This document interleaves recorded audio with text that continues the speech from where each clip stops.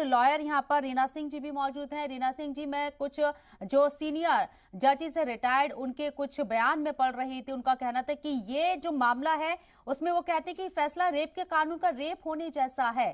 साथ ही साथ ये सवाल भी उठाते कि 1992 की नीति का जो बार बार हवाला दिया जा रहा है, जब 2014 की नई नीति सामने आ गई थी तो क्या 1992 की नीति पर गौर ख्वास करना चाहिए था बिल्किस बानो के केस में, या नई नीति लागू होनी चाहिए थी?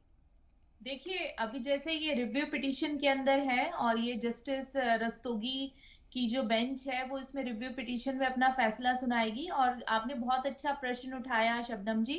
देखिए, ये क्वेश्चन ऑफ लॉ फ्रेम होता है कि जिसे कि जो सुप्रीम कोर्ट है, सर्वोच्च न्यायालय को इसमें अपना ओपिनियन देना होगा। और इतनी दुर्भाग्यपूर्ण घटना घटी और अभी भी बहुत सारे ऐसे मुकदमे हैं जो महिलाओं के खिलाफ जो क्राइम हो रहा है उसको लेकर के सख्त कानून नहीं है। देखिए, जो 11 मुजरिम थे वो छूट गए, 14 साल की जो उनको सजा हुई उसके बाद। तो कहीं ना कहीं एक जरूरत है कानून को स्ट्रिक्टली इम्प्लीमेंट करने की। ऐसे कानून बनाए जाएं कि जिसमें फास्ट ट्रैक ऑर्डर्स हों। जो जजमेंट है 2002 में ये दुर्भाग्यपूर्ण घटना घटी, आज बिल्कुल 20 साल बाद हम 2022 में हैं कि एक महिला को अभी भी वो न्याय, जो उसके साथ अन्याय हुआ था उसको अभी तक न्याय नहीं मिला है। आज भी उसने रिव्यू पिटीशन डाली। अब उस टाइम में उसकी क्या उम्र थी, उसके सामने उसके कितने उसके बच्चों का कत्ल हुआ, परिवार के बाकी फैमिली मेंबर्स का कत्ल हुआ। तो ये जो दर्दनाक वाकया है, कानून को एक ऐसा बेंचमार्क एस्टैब्लिश करना चाहिए कि ऐसा अन्याय महिलाओं के साथ ना हो। पर समय के साथ साथ इस चीज में बढ़ोतरी हो रही है, कमी नहीं आ रही है। और जैसा कि अब ये बिल्किस बानो वाले उसमें है, मैं अब आपके इस मैटर के साथ साथ मैं राजीव गांधी असैसिनेशन केस के बारे में भी कहना चाहूंगी कि देखिए, प्रधानमंत्री के की हत्या में जो लोग इन्वॉल्व थे आज वो भी छूट करके आ गए हैं। तो मैं इस चीज में ज्यादा कुछ नहीं कहते हुए इशारा ये दूंगी कि देखिए, जो हमारा संविधान है उसमें बहुत सारे लूप होल्स हैं। अगर एक किनारे से अगर हम किसी चीज को पकड़ना चाहते हैं तो हमारे पास 10 रास्ते हैं कि जहां से जो मुजरिम है वो बच करके निकल जाता है और जो पीड़ित है वो ऐसे ही एक न्यायालय से दूसरे न्यायालय में जाता है। और दूसरा ये है कि बिल्किस बानो वाले मामले में जो गुजरात के जो में ट्रायल नहीं हुआ, जो कोर्ट जो केस का ट्रायल था वो महाराष्ट्र में हुआ। और इसी चीज को उन्होंने मुद्दा बना करके कि जो रेमिशन पॉलिसी थी जिसके तहत उनको रिलीज किया गया वो गुजरात का नहीं होकर के महाराष्ट्र की रेमिशन पॉलिसी को अपनाया जाए, क्योंकि ट्रायल वही हुआ। अब ये देखना होगा कि सर्वोच्च न्यायालय इस पे क्या फैसला सुनाता है। शबनम जी, बिल्कुल बिल्कुल कार लगाए जाए कि आप किस तरह का बयान दे रही हैं, ये मानवता के खिलाफ है। आपने जो बयान दिया है, एक रेप विक्टिम जो अपनी लड़ाई लड़ती है और बाद में उसके मुजरिमों को, उनके गुनहगारों को, 11 दोषियों को रिहा कर दिया जाता है। मेरा सवाल यहाँ पे रीना सिंह से है। रीना जी, आपसे मैं समझना चाहूंगी, सुप्रीम कोर्ट की निगरानी में बार बार यह हवाला दिया जाए कि सुप्रीम कोर्ट की निगरानी में ये तमाम चीजें हुई हैं। सुप्रीम कोर्ट कहता है कि सजा माफी पर विचार साल 1992 की नीति के आधार पर किया जाए, क्योंकि अभियुक्तों को जिस समय सजा सुनाई गई थी उस समय 1992 की नीति लागू थी। क्या इसमें सरकार, जो स्टेट गवर्नमेंट है, वो अपने विवेक का इस्तेमाल नहीं कर सकती है क्या? देखिए, बिल्कुल। देखिए, जो सुप्रीम कोर्ट का फाइंडिंग है कि 1992 की पॉलिसी के हिसाब से, जो स्टेट गवर्नमेंट की 1992 की रेमिशन पॉलिसी थी उसके हिसाब से उनको रेमिशन मिला है। और जो उनको सजा सुनाई गई थी वो 2008 में सजा सुनाई गई थी। तो उस टाइम में जो पॉलिसी लागू थी वो 1992 की पॉलिसी लागू थी। और देखिए, जो प्रिजन में और जो सजाओं का जो प्रावधान है और जो भी कैदी सजा भुगतता है वो एक स्टेट पॉलिसी के अंतर्गत आता है। अब जहां पे स्टेट पॉलिसी को लेकर के पीड़ित को कोई अगर उसमें क्वेश्चन रह जाता है तो उसके बाद वो हाई कोर्ट और फिर बाद में सर्वोच्च न्यायालय का दरवाजा खड़खड़ा सकता है। और जैसे कि इसमें है कि अधिकारों का, जब मौलिक अधिकारों का हनन होता है तो बिल्कुल सर्वोच्च न्यायालय के दरवाजे सभी के लिए खुले हुए हैं। और देखिए, सबसे बड़ी विडंबना ये है कि हमारे कॉन्स्टिट्यूशन के अंदर ऐसे प्रावधान है कि वो हम रिव्यू पिटीशन के लिए और जो उनको रिलीज किया गया उसको चैलेंज कर सकते हैं।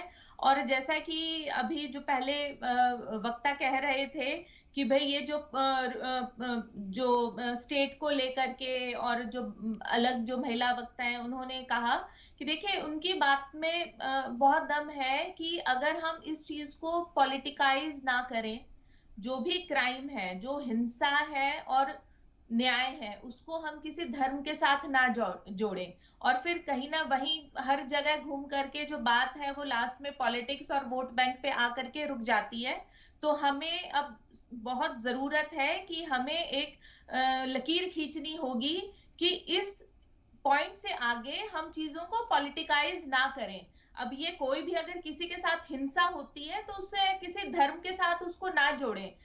देखिए हर किसी के मानवीय अधिकार हैं। एक महिला है, एक महिला की आंखों के सामने एक 3 साल की बच्ची का मर्डर हो गया, बाकी लोगों का, परिवार के सदस्यों का मर्डर हो गया, क्या उसको न्याय पाने का हक नहीं है?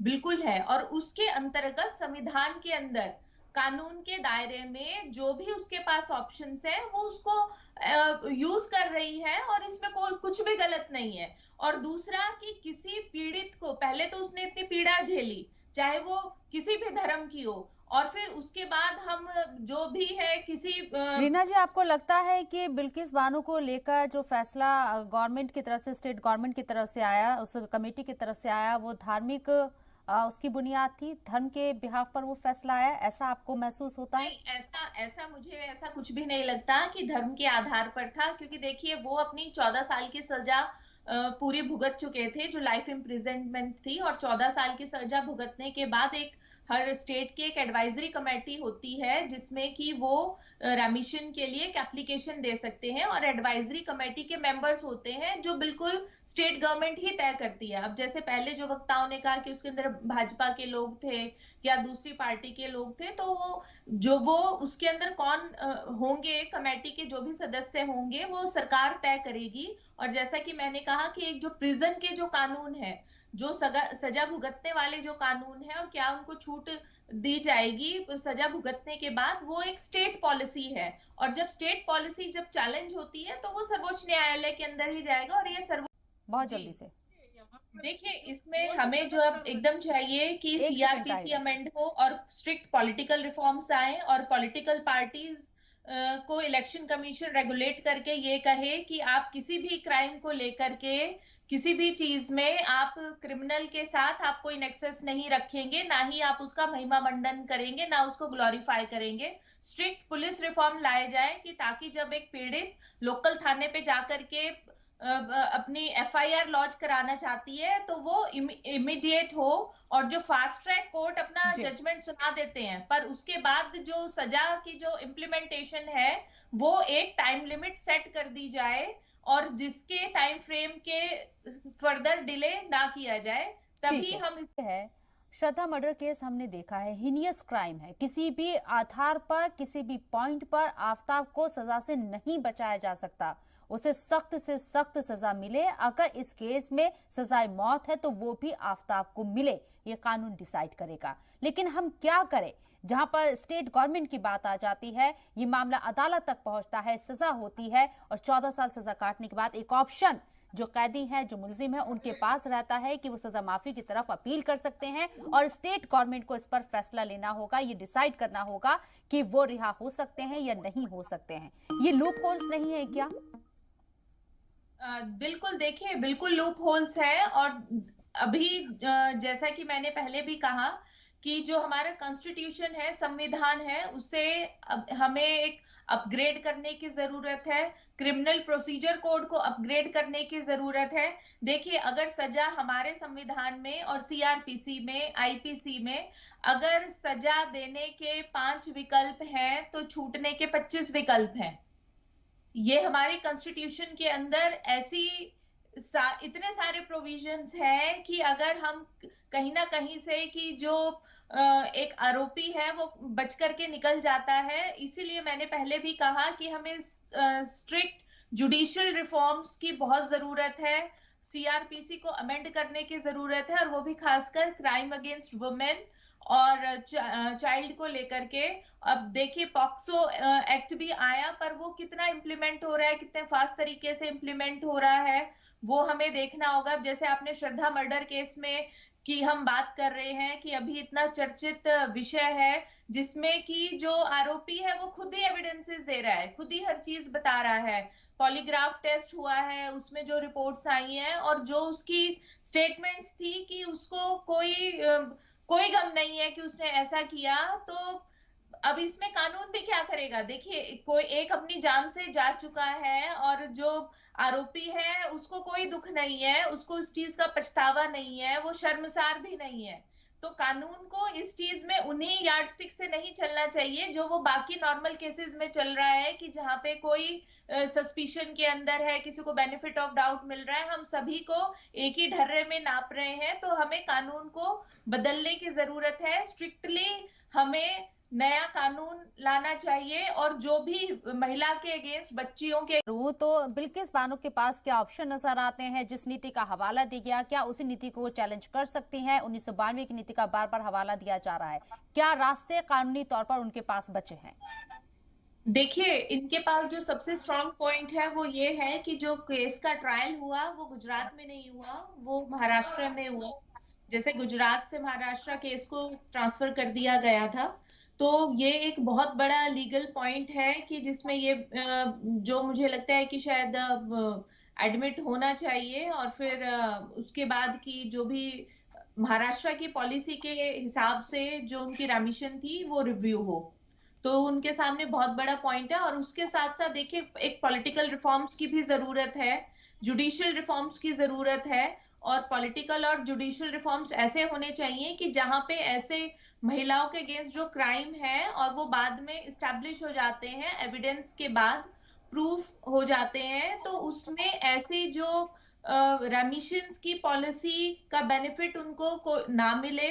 और जैसे कि निर्भया में हुआ कि राष्ट्रपति के पास पिटीशन लगाई, सुबह 7 बजे फांसी है तो 11 बजे दोबारा से सुप्रीम कोर्ट को ये दरवाजे खड़काए गए, दोबारा से कोर्ट को खुलवाया गया, पिटीशंस डालने की कोशिश की गई। तो ऐसे जहां पे महिलाओं के अगेंस्ट जो क्राइम है वो इस्टेब्लिश हो जाते हैं मेडिकल रिपोर्ट्स के बाद, स्ट्रांगली एविडेंट ऑन रिकॉर्ड होते हैं, तो वहां पे ऐसे कोई भी ऑप्शंस ना हो। और ऐसे पॉलिटिकल और जुडिशियल रिफॉर्म्स को एस्टेब्लिश करने के बाद, उनको इम्प्लीमेंट करने के बाद, ऐसी कि सभी जो भी रियायत देती है उन्हीं सभी पॉलिसीज को खत्म कर दिया जाए।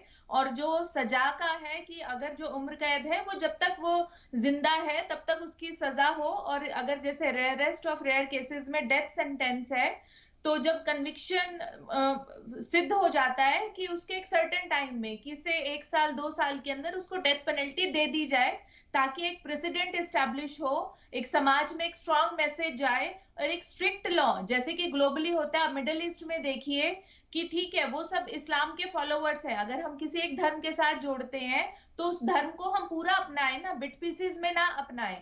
तो महिलाओं को लेकर के मिडल ईस्ट में जैसे स्ट्रिक्ट कानून है, ऐसे ही कानूनों को इमीडिएट हमारे यहाँ पे भी लागू करने की जरूरत है। अब जैसे उत्तराखंड में हुआ और डेली कुछ ना कुछ ऐसे देखने को मिल रहा है, कठुआ में 8 साल की बच्ची के साथ दरिंदगी हुई, तो वो भी सभी मुकदमे चल रहे हैं। और ऐसा नहीं है कि वो किसी एक धर्म या जाति के आधार पे है, कि जहां पे देखिए हिंसा है और न्याय है। हिंसा और न्याय को हमने किसी पॉलिटिकल पार्टी के साथ नहीं जोड़ना। और हाँ, पॉलिटिकल पार्टीज को भी अपने यहाँ पे स्ट्रिक्ट रिफॉर्म्स और ऐसे गाइडलाइंस एस्टैब्लिश करने होंगे कि वो अपने नेताओं और प्रवक्ताओं को स्ट्रिक्ट एक इंस्ट्रक्शंस दे, व्हिप जारी करें कि अगर कोई भी ऐसे कन्विक्ट आते हैं और वो अपनी सजा भी भुगत करके आते हैं, तो उनको ऐसा महिमा मंडन ना किया जाए। देखिए ये समाज के साथ खिलवाड़ है, ये महिला का अपमान है, चाहे वो किसी भी धर्म की हो, और मानवता का अपमान है।